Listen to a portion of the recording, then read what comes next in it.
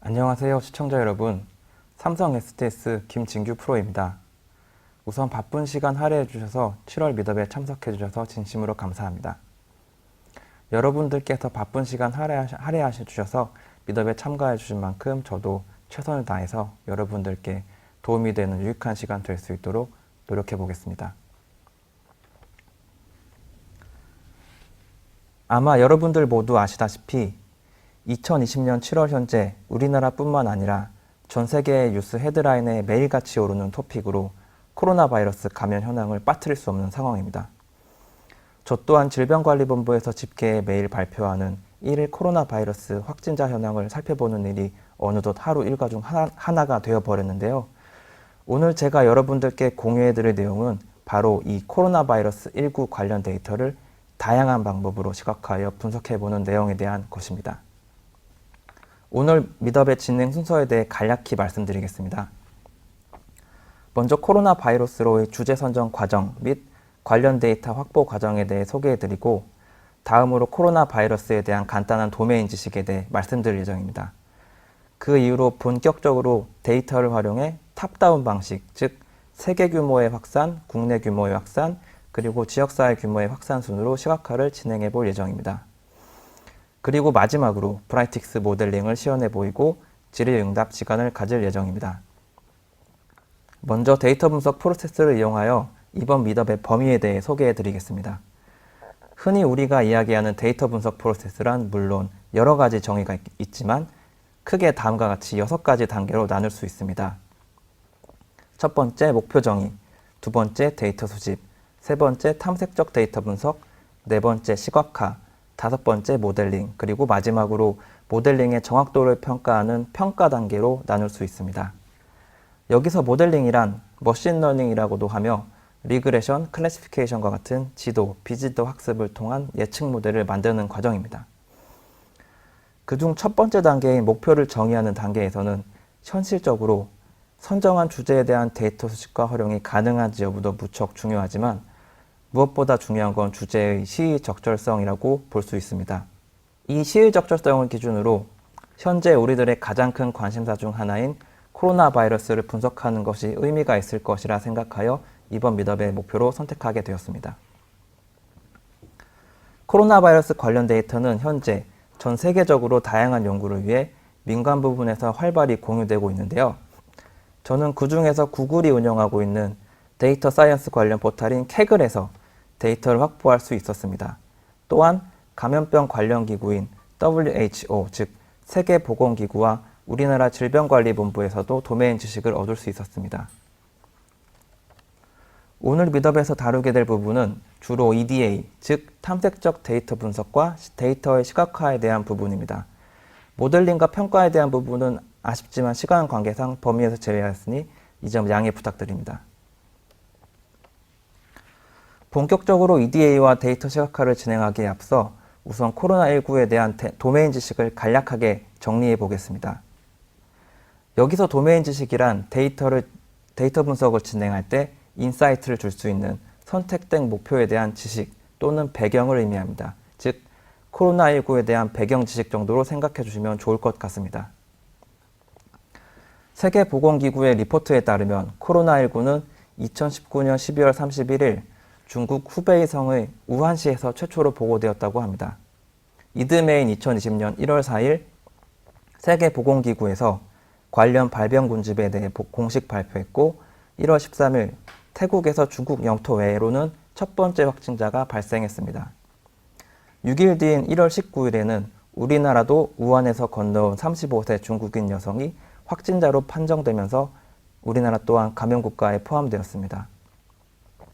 이후 점차 전 세계적으로 걷잡을 수 없이 바이러스가 확산되기 시작하였고 결국 3월 11일 세계보건기구에서 코로나 바이러스 감염 사태에 대한 팬데믹 선언을 공표하게 됩니다. 여기서 팬데믹이란 사람들이 면역력을 갖고 있지 않은 새로운 질병이 예상 이상으로 전 세계에 퍼지는 경우를 말합니다. WHO는 세계를 크게 6개 권역으로 구분하는데요. 당시 코로나19는 WHO가 구분하는 4개 권역으로 확산된 상태였습니다. 그렇다면 이 코로나19가 어떻게 인간에게까지 전파되었는지 조금 더 상세히 알아보겠습니다. 네, 잠시 포인트를 바꿔보겠습니다. 네, 현재까지 연구 결과에 따르면 코로나 바이러스는 박쥐나 천상갑 등의 야생동물에 기생하고 있던 중 인간에 의한 산림 파괴, 지구온난화 등으로 야생동물의 거주지가 인간 거주지로 이동하면서 또는 야생동물 밀렵, 식용포용 등으로 인간과의 접촉이 일어나면서 인간에게 전파된다고 합니다. 이후 14일가량의 잠복기를 거치며 바이러스가 증폭돼 발열, 호흡기 질환 등을 일으키는 것으로 알려져 있습니다.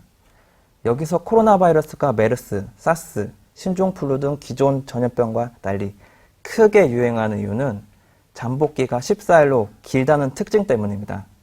이 잠복 기간 동안 서서히 증상이 발현되기 때문에 증상이 없거나 미미할 때 감염자가 일상생활을 하며 전파가 일어나게 되는 것이죠. 감염자가 증상을 인식하고 바이러스 감염 여부를 검사받은 후 감염 확진 판정을 받게 되면 의료시설로 이동하여 격리되고 치료를 받게 됩니다.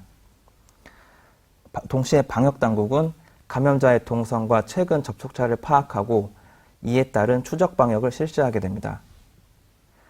여기서 문제는 무증상 감염인데요. 잠복 기간 초기에 감염된 사실을 인지하지 못한 무증상 감염자는 평소와 같이 밀접한 가족, 친지, 동료들에게 비말, 즉 침을 통해 바이러스를 전파하게 됩니다. 특히 밀집, 밀접, 밀폐된 공간에서 더욱 쉽게 비말을 통해 전파 감염이 발생합니다. 이후 바이러스는 지역사회를 통해 전파되고 국내 전역 그리고 해외로 확산되게 됩니다. 이 중 첫 번째로 데이터 시각화를 진행한 부분은 코로나19의 세계적 범위에서의 확산 추이입니다.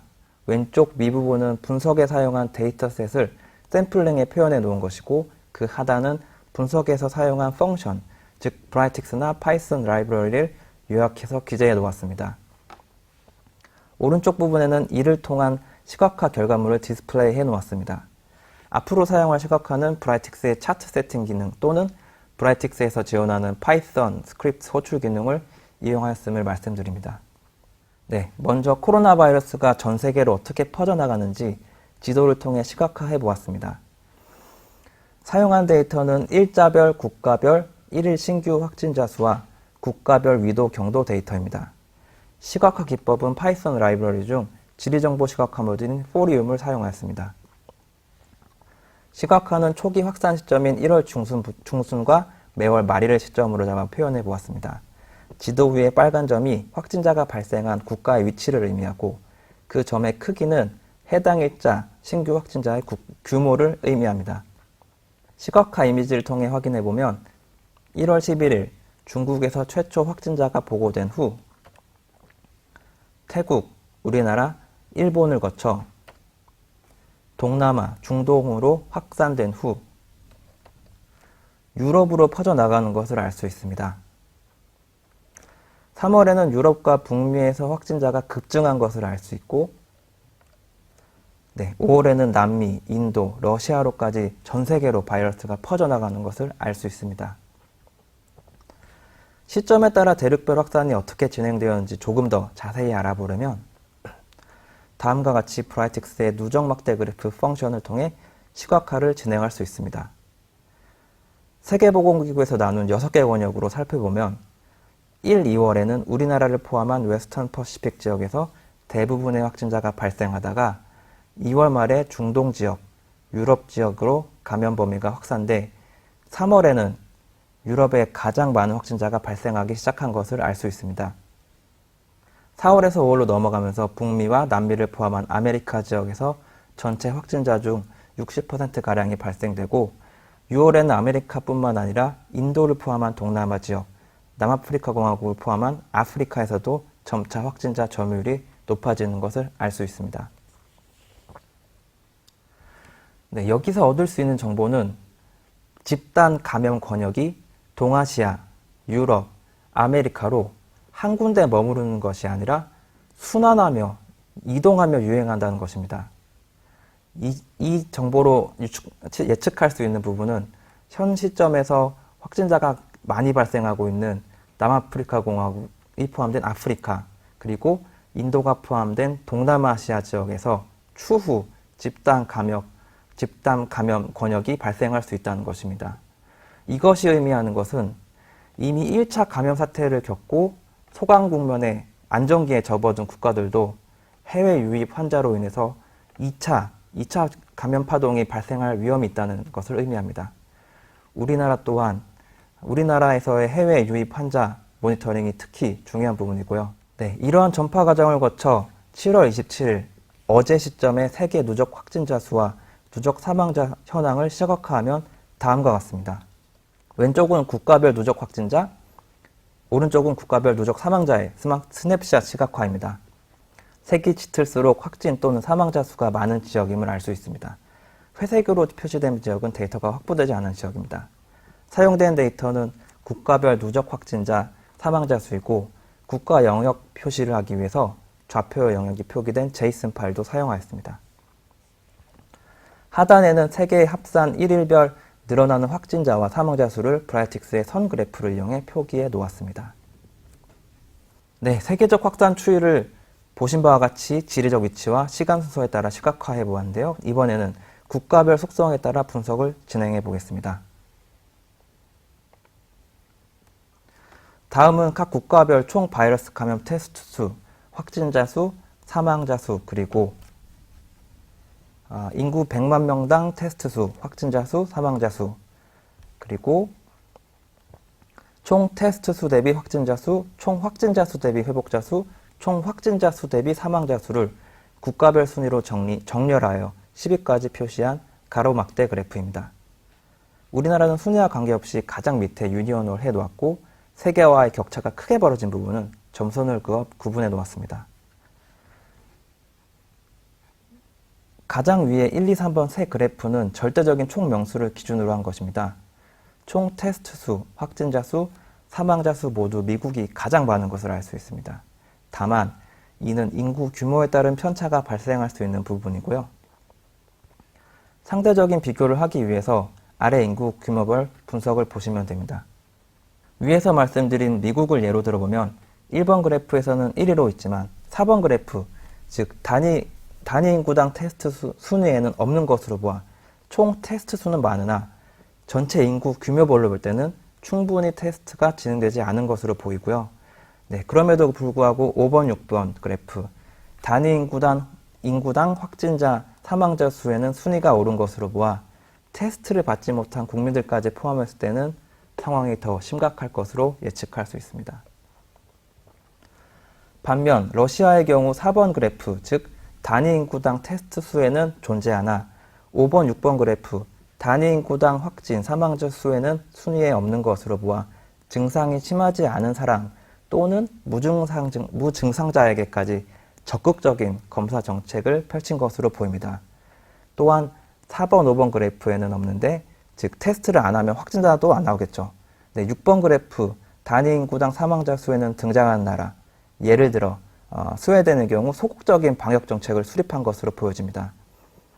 바이러스에 대한 취약계층인 사망 위험이 높은 국민에 대한 대처가 아쉬운 부분입니다. 이번 장표에서 중점적으로 말씀드리고 싶은 부분은 맨 아래에 있는 7번, 8번, 9번 그래프인데요. 7번 그래프 총 테스트 수 대비 확진자 수 비율은 국가의 검사 의지를 나타낸다고도 볼 수 있습니다. 이 그래프는 정부가 얼마나 적극적으로 감염 여부를 파악했는지 보여주는데요. 브라질의 경우 피검사자 수 100명 중 확진자가 무려 56명이나 있는 것으로 보아 감염이 거의 확실시되어 보이는 환자만 골라 검사하는 소극적인 테스트 정책을 진행한 것으로 보입니다. 위에서 언급한 미국도 순위에 있네요. 네, 반면 8번 그래프, 즉 확진자 수 대비 회복자 수 비율은 그 국가의 방역 정책, 의료 시스템 등이 얼마나 안정되었는지를 보여주고 있습니다. 상위 국가들의 경우 강력한 출입국 통제 및 생활 통제를 시행했거나 절대적인 인구수 또는 확진자의 수가 상대적으로 적어 대처가 용이했던 것으로 보입니다. 우리나라는 생활 속 거리두기라는 유연한 정책 속에서도 상대적으로 높은 순위의 이름을 올려 수준 높은 방역 대응과 의료 시스템을 갖추고 있음을 파악할 수 있습니다. 네, 마지막 그래프는 확진자 수 대비 사망자 수 비율인데요. 전체적으로 6번 그래프의 국가와 유사한 것을 알 수 있습니다. 프랑스, 벨기에, 영국, 스웨덴. 집단 면역, 즉 인구의 60%가량이 바이러스에 대한 면역을 키워 전염을 종식시키는 정책, 즉 바이러스에 모두가 걸리고 항체가 생기면 더 이상 숙주가 없어서 바이러스가 소멸되는 그런 정책을 채택한 국가들이 주로 분포해 있는 것을 알 수 있습니다. 특히 7번, 9번 그래프에 모두 존재하는 나라, 즉 감염이 확실시되는 환자만 테스트하는 소극적인 대응을 하고도 그 확진자에서 사망자가 나오는 나라, 예를 들어 프랑스의 경우 사태가 더욱 심각해 보임을 알 수 있습니다. 왜냐하면 검사를 하지 않은 사각지대에서 또한 확진자와 사망자 수가 나올 확률이 높기 때문입니다. 이렇게 다양한 속성값을 이용해 가로막대 그래프를 활용한 통계적인 분석을 해보았는데요. 네, 데이터가 너무 많아 직관적으로 국가별 비교를 하기에는 한눈에 하기엔 다소 어려운 것으로 보입니다. 그래서 다음으로 이 중 몇 가지 속성을 이용해서 군집 모델을 만들어 보았습니다. 위 장표에서 사용하였던 단위 인구당 확진자 수와 사망자 수를 결합하여 군집을 만든 결과입니다. 우선 국가별 단위 인구당 확진자 수와 사망자 수의 스케일 차이를 보완하기 위해 민맥스 노멀라이제이션, 즉 최소 최대 정교화를 통해 단위 인구당 확진, 사망자 수를 최소값은 0, 최대값은 1인 수치로 보정하였습니다. 다음으로 K민츠 군집화 모델을 활용해 군집을 3개로 만들어 보았습니다. 여기서 K값은 변경 가능하며 이번 연구에서는 국가 분포의 밀집 형태를 고려해 3개로 설정하였습니다. X축은 확진자 수치, Y축은 사망자 수치를 나타내는 스캐터 플롯, 즉 산점도 그래프를 이용해 국가 군집별 색상을 다르게 시각화해 보았습니다. 네, 이전 장표보다는 조금 더 국가별 비교가 한눈에 들어오는 것 같습니다. 군집화 모델링 결과 확진자 수치와 사망자 수치가 모두 낮은 군집 0, 확진자 수치는 중간이나 사망자 수치가 높은 군집 1, 그리고 확진자 수치가 높지만 사망자 수치는 낮은 군집 2로 분류되었습니다. 각 군집별로 샘플 국가를 2개씩 뽑아보았고 군집 0에는 한국, 뉴질랜드, 군집 1에는 스웨덴, 미국, 그리고 군집 2에는 싱가포르, 러시아를 뽑았습니다. 이번 장표에서는 군집별 샘플 국가의 확진자 추이를 좀 더 상세하게 들여다보겠습니다. 위 그래프는 1일 신규 확진자 수를 나타내며 아래 그래프는 격리 중인 확진자 수를 나타냅니다. 먼저 군집 0에 속한 한국의 경우 1일 신규 확진자 수가 가파르게 증가하다가 적극적인 방역으로 급격히 감소한 후 한동안 낮은 수준으로 유지됨을 알 수 있는데요. 확진자 수와 사망자 수치가 0.01로 모두 낮습니다. 반면 군집 1에 속한 스웨덴은 들쭉날쭉하면서 지속적으로 신규 확진자 수와 격리 중인 확진자 수가 늘어나고 있습니다. 확진자 수치, 사망자 수치 모두 0.48, 0.57로 상대적으로 높습니다.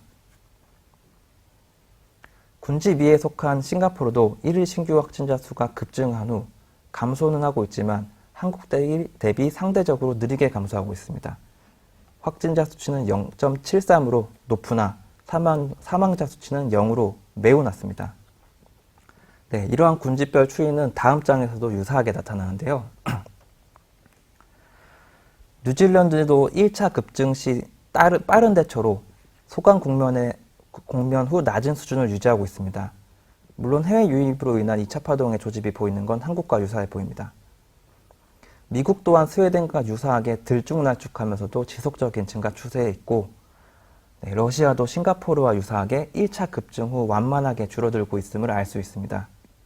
러시아와 싱가포르는 공통적으로 테스트 수치가 상대적으로 높은 것으로 보아 적극적이고 전수적인 테스트를 진행함으로써 잠재적 확진자까지 찾아내 카운팅하여 확진자 수가 완만하게 줄어듦을 유추할 수 있습니다.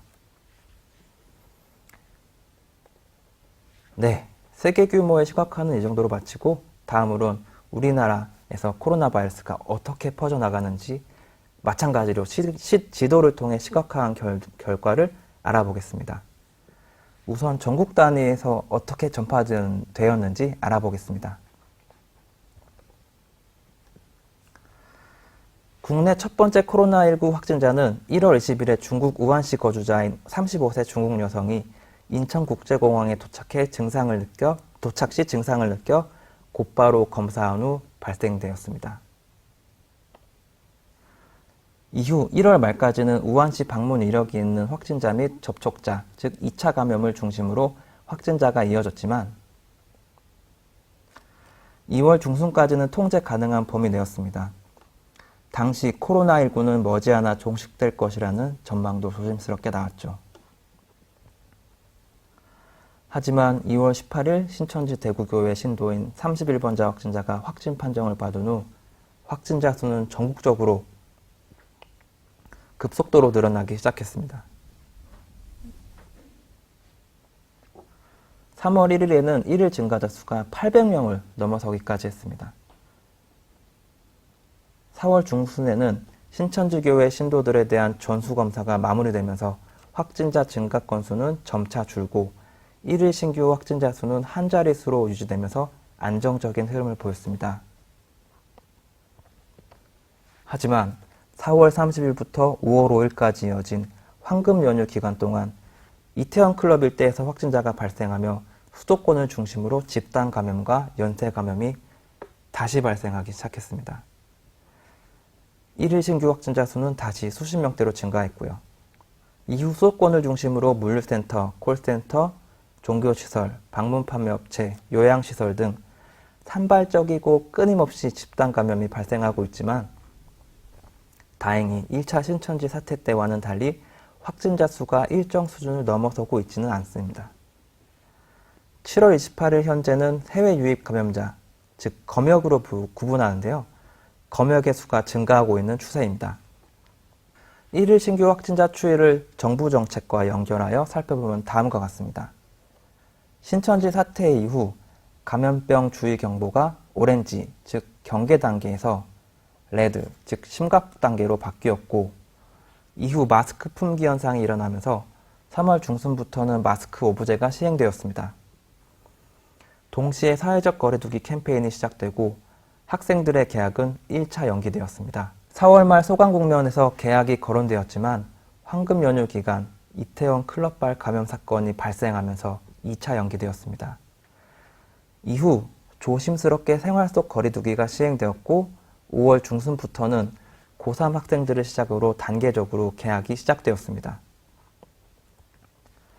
6월부터는 소규모의 국지적 집단 감염이 발생했고 7월 말 현재 국내 확진자보다 해외 유입 확진자가 이슈가 되고 있는 상황입니다.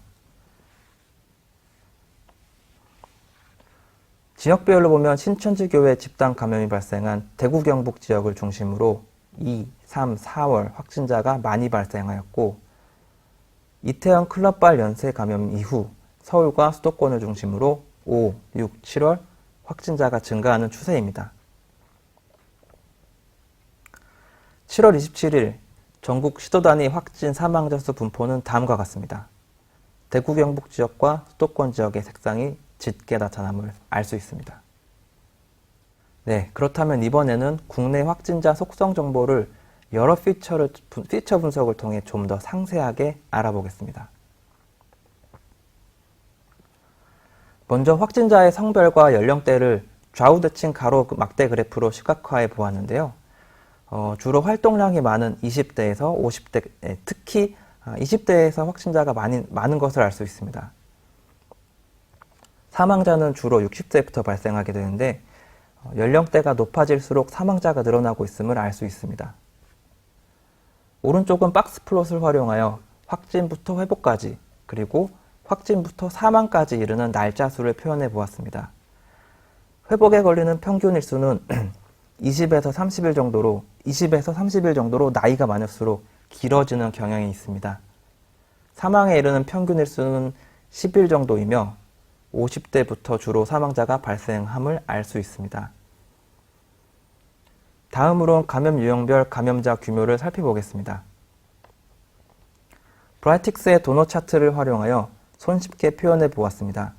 신천지 교회별 감염이 대상 감염자 중 거의 절반을 차지함을 알 수 있습니다.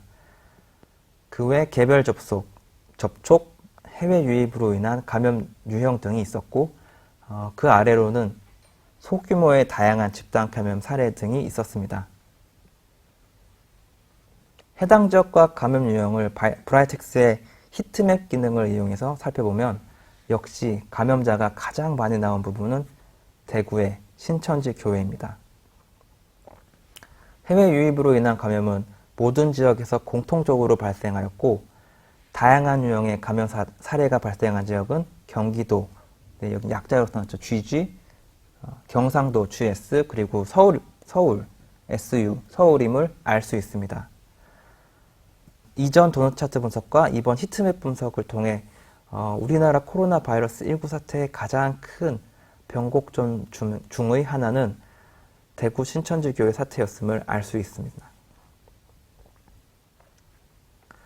또한 앞서 1일 신규 확진자 추이 분석에서 말씀드렸던 것처럼 지금 보시는 브라이틱스의 컴플렉스 차트에서도 1일 신규 확진자 수는 줄어들고 있지만 감염 유형의 수는 감소한 후 다시 증가 추세임을 알 수 있습니다. 이를 통해 우리나라 감염 추이가 최초 소유형 다인 확진에서 다유형 소인 확진으로 변모하고 있음을 알 수 있습니다. 이것이 의미하는 것은 이제는 특정 장소에서만 감염이 발생하는 것이 아니라 어느 곳에서 감염이 발생하더라도 이상하지 않은 상황이 된 것입니다. 치과카 분석의 마지막 단계로 지역사회 전파를 들여다보겠습니다. 지역사회 전파에서는 SNA 기법을 사용해 보았는데요. SNA 기법이란 Social Network Analysis, 즉 사회관계망 분석을 뜻합니다. 네트워크를 구성하는 멤버들 간의 관계를 바탕으로 핵심 멤버를 찾는 기법입니다. 또한 멤버들 간의 관계 연결을 시각화하여 직관적으로 네트워크 구성을 이해하는 데 활용되기도 합니다. SNA 기법에는 여러 중심성을 통한 핵심 멤버를 도출하는 알고리즘이 있는데요. 중심성 종류에는 보시는 바와 같이 디그리, 비트니스, 클로즈니스, 아이겐벡터 중심성 등이 있습니다. 오른쪽 도식은 우리나라 초기 코로나 바이러스 전파 사례를 표현한 것입니다. 예를 들어 가장 맨 위에 있는 케이스의 경우 해외 감염 유입으로 1월 26일 확진 판정을 받은 질병관리본부 부여 매핑 아이디 2000000001인 경기도 고양시에 거주하는 50대 남성이 확진 판정을 받은 후 격리되기까지 총 16명을 접촉했다는 것을 표현하고 있습니다. 16명 중 한 명인 100000003번 아이디 환자는 1월 30일 확진 판정을 받기까지 17명을 만났고요. 아래에 있는 10000000013 확진자는 무려 117명을 만났네요. 네, 이러한 초기 전파 사례를 SNA 기법을 적용하여 표현해보면 다음과 같이 표현할 수 있습니다. 1번 그림과 같이 브라이틱스를 이용하여 다이내믹한 네트워크를 그릴 수도 있고 파이썬 네트워크 X 라이브러리를 활용하여 2번, 3번 그림과 같이 표현할 수도 있습니다. 네, 동그란 부분을 노드라고 표현하는데요. 노드의 크기는 공통적으로 접촉자 수와 비례하고 있고 많이 만날수록 커진다는 거죠. 노드의 색깔은 2번의 경우 격리 해제, 사망, 격리 중 등 확진자의 상태를 표현하고 있고 3번의 경우 매개 중심성, 즉 내가 매개가 되어 주변에 바이러스를 전파할 확률의 중심성 척도를 기준으로 척도가 높을수록 진하게 표현하고 있습니다. 이러한 SNA 기법을 잘 활용하면 코로나 바이러스 전파 연결고리의 시각화가 가능하고 누가 슈퍼 전파자인지도 판명할 수 있으며 더 나아가 기존 슈퍼 전파자의 속성을 분석하여 앞으로 발생할 수 있는 슈퍼 전파자의 발생을 예측하고 또 예방할 수도 있을 것입니다. 다음으로는 이 확진자들의 이동 경로를 지도 위에 시각화해 보았습니다. 파이썬의 폴리라인 기능을 사용하여 시각화하였고, 보시면 각 확진자들의 시간대별 이동 경로, 즉 시간대별 좌표가 지도 위에 선으로 이어지는 것을 보실 수 있습니다. 다양한 지역에서부터 서울 중심으로 동선이 들고 나가고 있는데요. 동선이 주로 겹치는 서울 종로구 지역을 확대해서 들여다보면 노드의 레이블, 즉 아이디가 중첩되어 보이는 부분이 있습니다. 이는 여러 확진자들의 동선과 이런 시간대가 겹쳤다면 확진자들이 특정 공간에서 접촉했을 확률이 있다는 것을 의미합니다. 조금 더 확인해 본 결과 당시 동일 시간대에 중복된 공간에 확진자들이 있었던 곳은 영건동 서울대학교 병원, 그리고 안암동 고려대학교 병원이 있었습니다. 초기 확진자들이 발열 호흡기 통증을 느끼고 서울에 있는 상급 대형 병원에 외래를 갖고 거기서 접촉이 있었던 것으로 보입니다. 이러한 기법을 활용해서 삼성 SDS 본사가 위치한 송파구 주변도 살펴보았습니다. 사용한 데이터는 6월 한 달간 송파구를 다녀간 확진자들의 이동 경로입니다. 노란색 선은 자료 작성을 기준으로 격리 해제된 확진자의 동선이고, 빨간색은 아직 격리 중이었던 확진자의 동선입니다. SDS 본사를 기준으로 서울 북서부 지역에서 왕래가 있었고, 조금 더 확대해서 들여다보면 주로 잠실역 2호선 출입구와 8호선 출입구 지역에 확진자가 많이 다녀간 것으로 보입니다.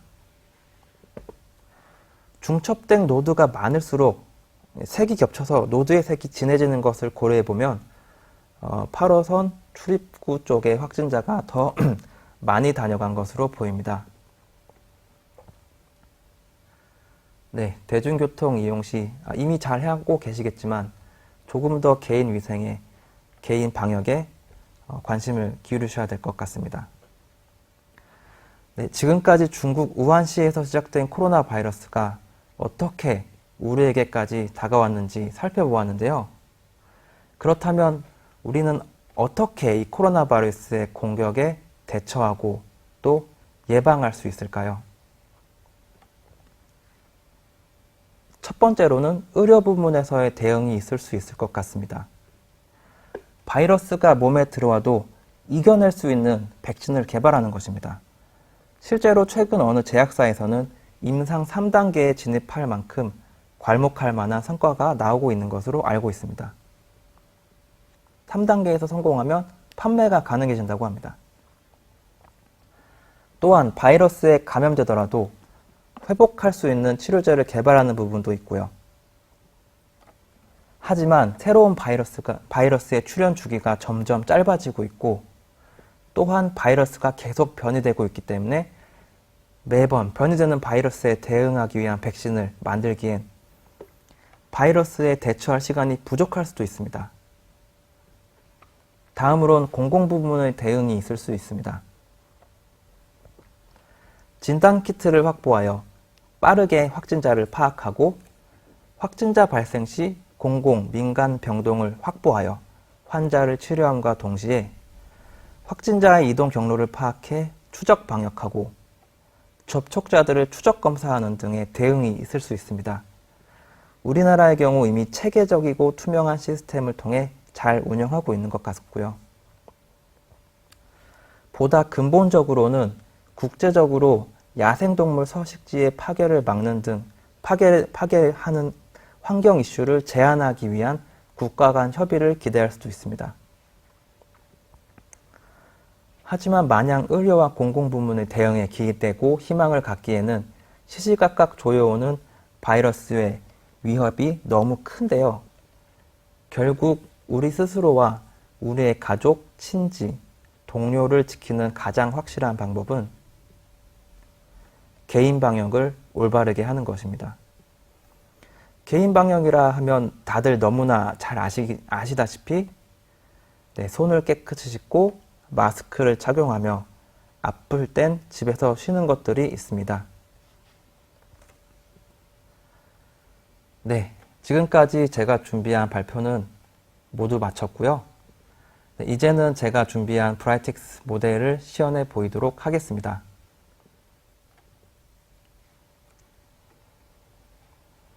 이번 장표는 이번 미더업에서 활용한 시각화 기술을 요약해 놓은 것이니 추후에 참고하시면 좋을 것 같습니다.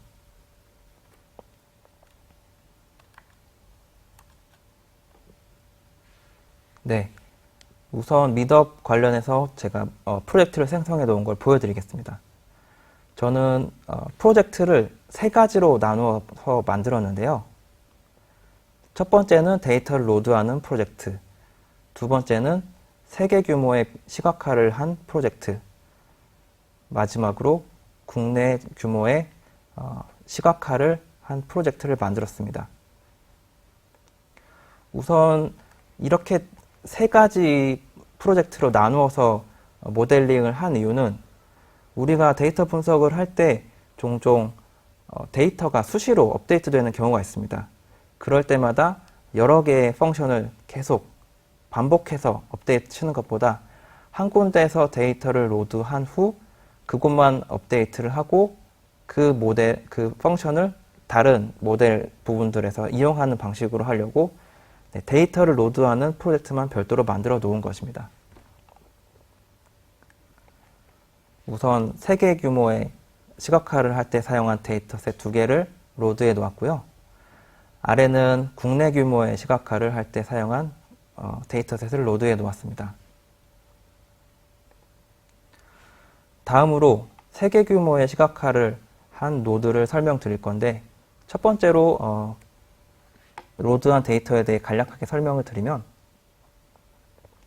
일자별 그리고 국가별 확진자 수, 사망자 수, 회복자 수 등이 나온 데이터를 활용해 보았습니다. 우선 널값을 제거하고 총 31,792건에서 2건이 삭제되고 31,790건이 남아있는 것을 알 수 있습니다. 이후 WHO 세계보건기구에서 나눈 권역별로 썸을 해보았는데요.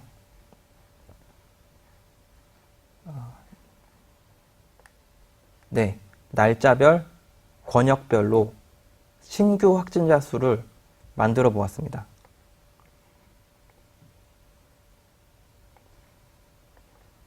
네, 1월 22일 아프리카 0명, 아메리카 0명 이런 식으로 나오네요. 네, 이 데이터를 활용해서 저는 누적 가로막대 그래프를 만들어 보았습니다. 좀 더 키워서 볼까요?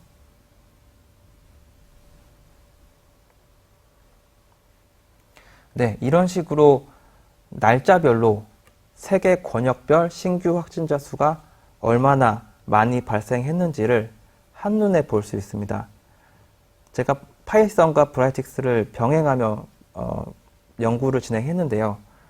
제가 겪은 경험을 토대로 말씀드리면 파이썬의 경우 일일이 내가 어떤 모델을 쓰고 어떤 색을 지정하고 사이징을 어떻게 할지에 대한 좀 번거로운 작업들이 있지만 브라이틱스의 경우에는 보신 바와 같이 데이터를 로드 후 굉장히 파워풀하고 유저 인터페이스가 강한 툴을 이용해서 손쉽게 모델링을 할 수 있는 장점이 있었습니다. 여기 보시면 이 차트 세팅 기능에서 단순하게 내가 사용하고 싶은 차트의 종류만 골라서 세팅하면 됩니다. 차트를 세팅한 이후에 어떤 데이터를 쓸 것이냐, 저는 날짜 데이터와 신규 확진자 수, 그리고 구분은 세계 권역 기부를 통해서 세계 누적 확진자 수를 표현해 보았습니다. 모든 시각화를 다 보여드릴 수는 없고요. 제가 좀 강조해서 여러분들께 도움이 될 만한 모델만 위주로 설명을 좀 드려보겠습니다. 다음으로는 아까 그 국가별 사망자 수와 확진자 수를 이용해서 군집을 해보았는데 그 모델을 한번 보여드리겠습니다. 먼저 월드미터에서 제공하는 데이터를 로드해 보았습니다. 여기는 국가별 인구수, 총 확진자 수, 총 사망자 수 등등의 데이터를 확인할 수 있고요. 이 데이터를 활용해 비교가 가능한 국가들을 추려냈습니다. 인구가 너무 적거나 확진자가 너무 없거나 테스트를 아예 안 했거나 데이터 자체가 조금 아웃라이어 같거나 이런 데이터들을 우선 필터링 했고요. 네, 이 데이터들에도 갭이 굉장히 크기 때문에 스케일을 맞추기 위해 민맥스 노멀라이제이션, 즉 최소 최대 정규화를 해보았습니다. 이 작업을 통해서 인구 100만 명당 테스트 수, 사망자 수, 확진자 수를 최대 1에서 최소 0으로 분류해 보았습니다. 이렇게 추가된 신규 칼럼을 이용하여 K민즈를 통해 군집화를 해보았습니다. X축은 확진자 수에 대한 정보, Y축은 사망자 수에 대한 정보, 를 이용하여 K값 3, 즉 3개의 군집으로 모델을 해보았습니다. 그 결과 국가별로 군집 번호가 매핑되는 것을 볼 수 있습니다. 이 군집 번호를 이용해서 마지막으로 스캐터 플롯, 산점도를 표현해 보았고요. 좀 더 크게 보겠습니다. 네, 이런 식으로 확진자, 사망자 규모별로 인구가 어떻게 퍼져 있는지를 아주 직관적으로 볼 수 있습니다. 네, 각 노드에 마우스 오버를 하면 실제로 그 값이 얼마인지도 확연히 상세하게 볼 수 있습니다. 네, 다음으로 국내 시각화 모델을 설명드리겠습니다. 우선은 시간대별, 날짜별 지역의 신규 확진자 수, 사망자 수 데이터를 활용해 보았고, 여기서 제가 중점적으로 보고 싶은 지역을 필터링한 이후에 아쉽게도 신규 확진자 수 데이터가 없었기 때문에 add, read, lag 펑션을 이용해서 만들어 보았습니다. 즉, 확진자 수 데이터 옆에 전날의 확진자 수 데이터를 붙이는 작업을 합니다. 네, confirmed 언더바 1이라는 칼럼이 생겼죠. 그 이후에 confirmed, 즉 오늘의 확진자 수와 어제의 확진자 수의 차이를 구해서 신규 확진자 수를 구했습니다. 네, 이렇게 될 경우 최초일, 즉 1월 20일은 전날 데이터가 없기 때문에 널이 나와서 제외를 했고요. 네, 이렇게 산출된 데이터를 이용해서 지역별 1일 신규 확진자 수 규모를 그려보았습니다. 여기서 또 하나 브라이틱스의 특장점을 발견할 수 있었는데 이렇게 구현된 그래프를 정적으로만 볼 수 있는 게 아니라 내가 보고 싶은 지역만 골라서 볼 수 있는 다이나믹한 기능이 있었습니다. 예를 들어서 많이 올라와 있는 이 대구를 좀 빼고 싶다. 그러면은 이 대구를 클릭하면은 대구가 빠진 그래프가 그려지고요. 다음으로 경상북도를 빼보겠습니다. 네, 이렇게 되니까 좀 스케일이 맞는 것 같죠? 다음으로 서울을 빼고 그 다음으로 경기도를 빼보겠습니다. 네, 이런 식으로 다이나믹하게 그래프를 직관적으로 시각화해 볼 수 있는 장점이 있었습니다.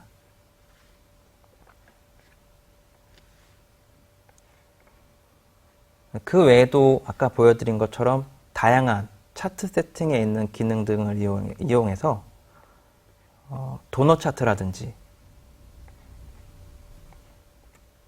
좀 깨져서 보이네요. 확대하면 제대로 보일 겁니다. 히트맵, 그리고 컴플렉스 차트. 여기서 컴플렉스 차트를 조금 더 설명해 드리면은 한 가지 유형의 시각화뿐만이 아니라 두 가지 유형의 시각화를 한 번에 겹쳐서 볼 수 있는 아주 유용한 기능입니다. 좀 줄여서 볼까요? 네, 이런 식으로 다이나믹하게 볼 수 있습니다. 마지막으로 보여드릴 샘플은 네트워크 관련된 부분인데요. 먼저 환자의 정보 데이터를 이용했습니다. 이 데이터셋에는 환자의 아이디 그리고 누구한테 감염되었는지 번호까지 나와 있었습니다. 그래서 이 데이터를 이용해서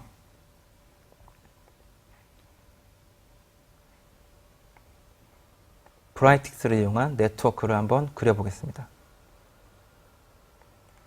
네, 네트워크 또한 차트 세팅 기능에 있는 네트워크를 단순히 클릭하고 여기서 어떤 데이터를 사용할지 소스, from 컬럼엔 소스를 넣고 to 컬럼엔 타겟을 넣습니다. 그리고 노드 사이즈는 접촉자 수를 매핑하였습니다. 한번 크게 보겠습니다. 네, 이렇게 다이나믹한 네트워크를 그릴 수 있습니다. 노드를 움직일 수도 있고요. 마우스 오버라면은 노드의 상세한 속성값도 볼 수 있습니다.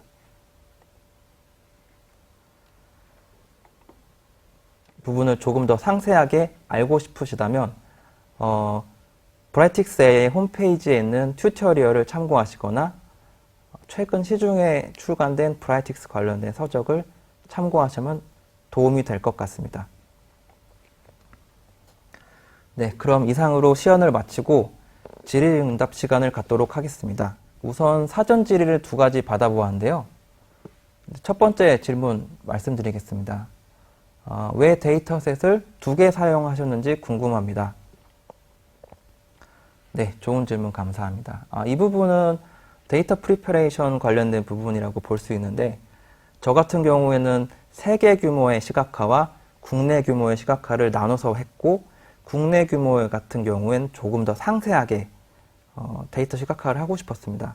하지만 월드미터나 WHO에서 제공한 데이터에는 보신 바와 같이 국가별, 일자별, 확진자, 사망자 수 데이터만 있었기 때문에 우리나라에는 좀 더 상세한 데이터를 가지고 있는 데이터셋을 확보하고 싶었고 그래서 이제 캐글에 있는 데이터를 활용하게 되었습니다. 예를 들어 환자의 성별이라든지 확진일 그리고 격리 해제일 누구한테 감염되었는지 등등의 정보를 좀 더 상세하게 분석하고 싶어서 데이터셋을 2개 사용하였습니다. 네, 2번째 질문은 SNA 기법, 분석 기법을 사용한 특별한 이유가 있을까요?